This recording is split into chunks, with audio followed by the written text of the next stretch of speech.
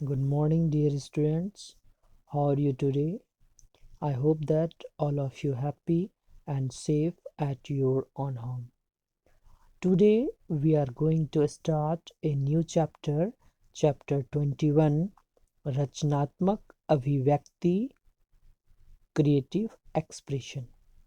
पिछले क्लास में मैंने जो आपको पढ़ाया था चैप्टर 20 मुहावरे एवं लोकोक्तियाँ, तो मैंने आप लोगों को बताया था उसमें ये सारे प्रश्नों को कंप्लीट करके मेरे व्हाट्सएप पे भेजिएगा।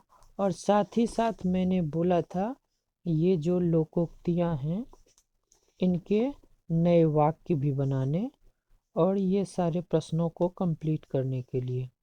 ये भी आप लोगों ने नहीं किया, 4-5 बच्चे ने किया और मैंने इनको भी कहा था कि इनको भी आप लोग कंप्लीट करके भेजिएगा, लेकिन ये सब आप लोगों ने किया नहीं।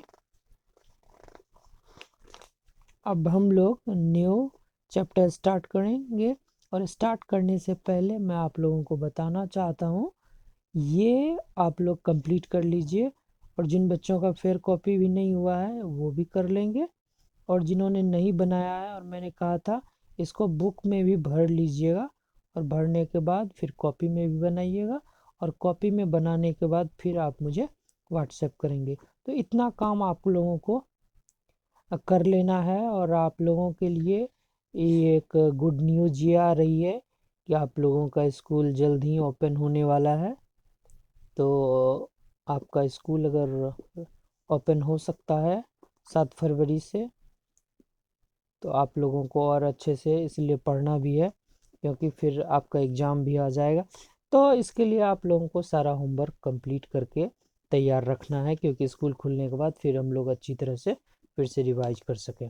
ठीक है, अब जो आपका नया चैप्टर है, चैप्टर 21 रचनात्मक अभिव्यक्ति, क्रिएटिव एक्सप्रेशन, इसमें 2 शब्द है, रचनात्मक और अभिव्यक्ति। तो रचनात्मक का मतलब ये होता है कि आप जो खुद से कुछ नया बनाते हैं, और मतलब आपके अंदर जो कुछ नया करने की जो अभिव्यक्ति है वही है रचनात्मक अभिव्यक्ति। क्या अपने आप से कुछ नया कर सकें। और इन्होंने लिखा है कि विचारों को प्रकट करने के लिए हम बोलने और लिखने की क्रिया अपनाते हैं।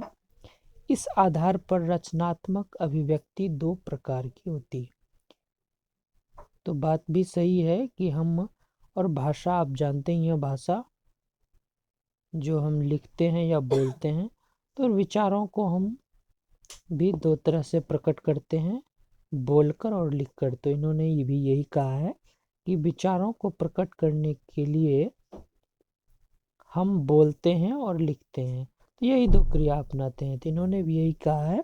और इसके आधार पर रचनात्मक अभिव्यक्ति जो है ना 2 प्रकार की होती है। तो जो बोलेंगे वो मौखिक होगा। आप लोगों को भाषा जब पढ़ा रहे थे तो उसमें भी ये अब पता ही है। तो जो हम बोलते हैं वो मौखिक अभिव्यक्ति है और जो हम लिखेंगे वो लिखित अभिव्यक्ति। तो मौखिक अभिव्यक्ति और लिखित अभिव्यक्ति, यानी कि रचनात्मक अभिव्यक्ति के 2 भेद हो गए, 2 प्रकार कहिए। एक है एक है मौखिक और दूसरा है लिखित। तो पहला जो है मौखिक, इस पे हम पहले चर्चा करेंगे, इसके बाद दूसरा लिखित पे।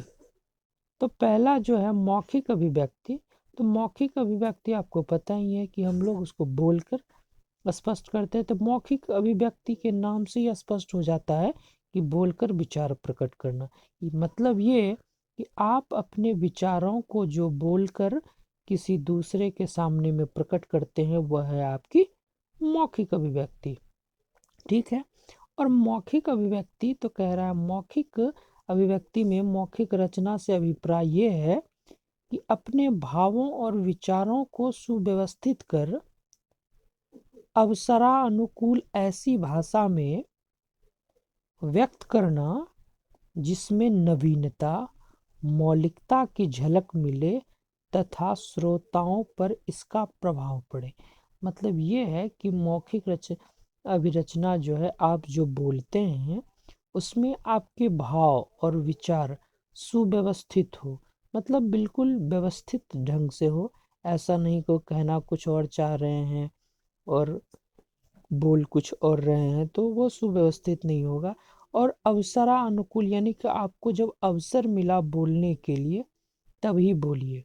अवसर के अनुकूल, यानी कि आप समझिए ये मेरे बोलने का अवसर है, मतलब इस अवसर पर मुझे बोलना चाहिए। और ऐसी भाषा में व्यक्त करना जिसमें नवीनता, मतलब उसमें कुछ नयापन होना चाहिए और मौलिकता, यानी कि उसमें कुछ सच्चाई हो, वो आपके उसकी कुछ झलक मिले, मतलब लगे कि नहीं, यह जो कहना चाह रहा है इसमें कुछ नयापन है और उसमें कुछ सच्चाई भी है। और ये जब आपके पास होगी तो फिर श्रोताओं पर इसका प्रभाव भी पड़ेगा। और जब श्रोताओं का इस पे प्रभाव पड़ेगा तो फिर आपकी जो मौखिक अभिव्यक्ति होगी अच्छी होगी। ठीक है, तो इसके हिसाब से इन्होंने कहा मौखिक अभिव्यक्ति के निम्नलिखित रूप हो सकते हैं। तो पहला है स्वस्वर वाचन एवं कविता पाठ, वाद विवाद, चित्र वर्णन, टेलीफोन वार्ता, भाषण, घटना का वर्णन, अंतराक्षरी, समाचार वाचन, वार्तालाप, कहानी सुनाना, संवाद वाचन, साक्षात्कार। यह है आपकी मौखिक अभिव्यक्ति। और उपयुक्त मौखिक अभिव्यक्ति के कुछ प्रमुख रूपों के बारे में जानेंगे। तो पहला जो है स्वस्वर वाचन एवं कविता पाठ। तो आप लोग कविता पाठ किए भी हैं, तो इसके बारे में जो पहला बताया है कि पाठ का स्वस्वर वाचन करने एवं कविता पाठ के अभ्यास द्वारा शुद्ध उच्चारण, सही स्वराघात, बलाघात भावों के अनुसार आरोह अवरोह और प्रवाह के साथ पढ़ने की क्षमता विकसित होती है। और कविता पाठ से तात्पर्य केवल गाकर सुनाने से नहीं है। गाकर सुनाने से अर्थ में बाधा पड़ती है तथा सुर में न होने पर प्रभावहीन हो जाती है। अतः सुरों का सही ज्ञान होने पर ही गाना चाहिए। यानी कि स्वस्वर वाचन एवं कविता पाठ ये आपको कह रहा है, यदि आप कविता पाठ या वाचन कर रहे हैं तो इसमें आप जो बार बार इसका कविता पाठ करेंगे और वाचन करेंगे तो इसके द्वारा आपका जो होगा वह उच्चारण भी शुद्ध होगा और सही आप स्वराघात, मतलब जिस स्वर का आप उच्चारण कर, मतलब जो जिस वर्ण को आपको बोलने में दिक्कत हो रही है वो आप अच्छी तरह से बोल पाएंगे। और बलाघात का अर्थ है कि किस शब्द पर कितना जोर देना चाहिए, उसको किस भाव में बोलना चाहिए, वो होगा। और अनुसार अवरोह आरोह, यानी कि कौन सा पहले आएगा या कौन सा बाद में आएगा, ये सारी बातें आपको सीखने को मिलती है। तो इसके वजह से कहता है क्षमता विकसित होगी, तो आपको ये समझ में आएगा कि ये कौन सा शब्द को पहले या आगे बोलना चाहिए, पढ़ना चाहिए। तो इसके बाद है इससे तात्पर्य केवल गाकर सुनाने से नहीं है, बल्कि गाकर सुनाने से अर्थ में बाधा पड़ती है और सुर में ना होने से प्रभावहीन हो जाती है। यदि आप, मतलब जिस सुर में होना चाहिए उस सुर में आपने नहीं सुनाया तो उस कविता या स्वरवाचन का जितना प्रभाव होना चाहिए वो उतना प्रभावशाली नहीं रहेगा। अतः सुरों का ज्ञान होने पर ही गाना चाहिए। यदि आप इस चीज़ को समझ रहे हैं तो फिर गाना चाहिए। तो कहने का मतलब यही कह रहा है। और वाद विवाद जो है, हम किसी वाद विवाद के ऊपर तर्क वितर्क यहाँ दिया है कि दिए गए विषय के पक्ष तथा विपक्ष पर तर्क वितर्क सहित अपने विचार प्रकट करना ही वाद विवाद है। यानी कि आप किसी विषय वस्तु के ऊपर तर्क वितर्क करते हैं और उसमें जो आप अपनी बातों को रखते हैं, ये है आपका वाद विवाद। और इसमें वक्ता किसी दिए गए विषय के पक्ष अथवा विपक्ष में अपने विचार प्रस्तुत करता है। वक्ताओं को अपने विरोधी वक्ता की बातों को ध्यानपूर्वक सुनना चाहिए, जिससे कि तदनुसार पक्ष अथवा विपक्ष में अपना मत प्रस्तुत कर सके। वाद विवाद में शिष्ट एवं संतुलित भाषा का प्रयोग करना चाहिए तथा समय सीमा एवं नियमों का पूरा ध्यान रखना चाहिए।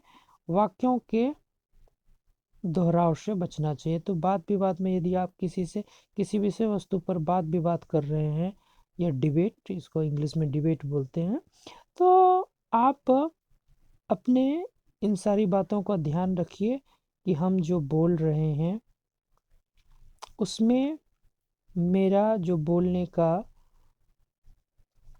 भाव है वह विपक्ष को अच्छी तरह से समझ में आना चाहिए और बिल्कुल शिष्ट एवं संतुलित रूप में हम करें और समय का भी ध्यान रखें। मुझे जितना समय मिला है उतने ही समय में पूरी बातों को कहें। तो ये वाद विवाद है और इसमें वाक्यों को दोहराव से बचने का अर्थ है कि हम जिस बात को पहले कह चुके हैं उसको नहीं कहें। ठीक है। तो तीसरा आपका भाषण जो है, तो भाषण के बारे में आप लोग जानते ही हैं कि भाषण मौखिक अभिव्यक्ति का उत्कृष्ट रूप है।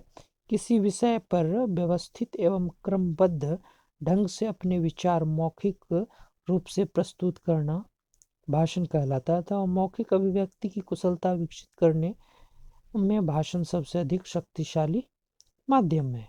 और साधारणतः लोग भाषण को नेताओं से जोड़ते हैं, परंतु आजकल भाषण प्रतियोगिता विद्यालय स्तर पर भी आयोजित होती है। इसमें भाग लेकर बच्चों की निर्भीकता, आत्मविश्वास एवं धैर्य जैसे गुणों का विकास होता है। तो ठीक है, भाषण आप लोग जानते ही हैं कि भाषण जो है आपकी मौखिक अभिव्यक्ति की जो कुशलता विकसित, ये सबसे बड़ी बात है कि आपकी जो मौखिक कुशलता है उसको काफ़ी ज़्यादा विकसित किया जाता है इसके माध्यम से। और लेकिन भाषण जो है आप लोगों को पता है स्कूल में भी स्पीच वगैरह बच्चों को इसीलिए दिया जाता है क्योंकि उसमें इससे उनमें निर्भीकता आएगी, आत्मविश्वास जगेगा और उसमें धैर्य जैसे इन सारे गुणों का विकास होता है। ठीक है। और टेलीफोन वार्ता आप लोगों को पता ही है, टेलीफोन वार्ता हम लोग, टेलीफोन आधुनिक जीवन का एक महत्वपूर्ण अंग बन गया है। अब तो मोबाइल फ़ोन का प्रबल इतना बढ़ गया है कि इसके प्रयोग से करने वालों की संख्या करोड़ों तक जा पहुंची है। टेलीफोन पर बातचीत करना भी एक कला है। हम अनेक अवसरों पर टेलीफोन वार्ता करनी पड़ती है, जैसे सूचना देने, बधाई देने, शोक प्रकट करने, अधिकारियों से संपर्क करने आदि। टेलीफोन पर बात करने के समय शिष्टता एवं संक्षिप्तता का विशेष ध्यान रखना चाहिए। गलत नंबर मिलने पर खेद व्यक्त करना चाहिए। बातचीत के उपरांत फ़ोन रखते समय अभिवादन एवं शिष्टाचार पूर्वक बातचीत समाप्त करनी। तो ये आपका मौखिक अभिव्यक्ति में 4 दिया है, और टेलीफोन वार्ता, भाषण और वाद विवाद और स्वस्वर वाचन एवं कविता पाठ। तो आपको करना ये है कि एक कविता पुरानी वाली जो आपने पहले पढ़ी होगी, ये इस बुक का नहीं, किसी अन्य बुक का जो आपने बचपन में बहुत सारी कविता पढ़ी है, उसे आप अच्छे से याद करके, अगर याद नहीं हो तो याद कर लीजिए, उसको आप यदि गाकर सुना दें, रिकॉर्ड करके भेजें मेरे व्हाट्सएप पे तो और अच्छी बात है, नहीं तो लिख के तो ज़रूर भेजिए एक कविता। ठीक है। और दूसरा जो आपको होमवर्क है वो ये है कि भाषण जो दिया गया है, तो भाषण स्पीच लिखना है आपको 2 चीज़ों पर। एक रिसेंटली 26 जनवरी जो बीत गया है उसके ऊपर आपको एक भाषण लिखना है और कम से कम एटलीस्ट एक पेज तो पूरा बड़े बड़े पेज में ज़रूर भरिए। एक 26 जनवरी और दूसरा जो अभी सरस्वती पूजा, बसंत पंचमी आ रहा है, इन 2 चीज़ों पर आपको भाषण लिख के, यानी कि स्पीच लिख के, आप बोल के तो नहीं भेज सकते हैं, लेकिन अगर आप चाहते हैं तो बोल के भेज सकते हैं, लेकिन कम से कम लिख के इसको एक एक पेज में 2 ज़रूर लिख के भेजिए। आज के क्लास में इतना ही रहेगा और फिर अगले क्लास में हम लोग लिखित अभिव्यक्ति में डायरी लेखन, संवाद लेखन जो दिया गया है, इन सारी चीज़ों पर चर्चा करेंगे और फिर आप लोगों को डायरी लेखन में भी दिया जाएगा। तो इतना ज़रूर कर लीजिए कि भाषण में 2, एक सरस्वती पूजा और दूसरा 26 जनवरी के ऊपर आपको भाषण स्पीच एक पेज का कम से कम लिख के भेजना है, और दूसरा ये आपका कविता पाठ, तो इसको भी आप करके भेजिए। आज के क्लास में इतना ही रहेगा, नेक्स्ट क्लास में आगे पढ़ेंगे। तब तक के लिए थैंक यू।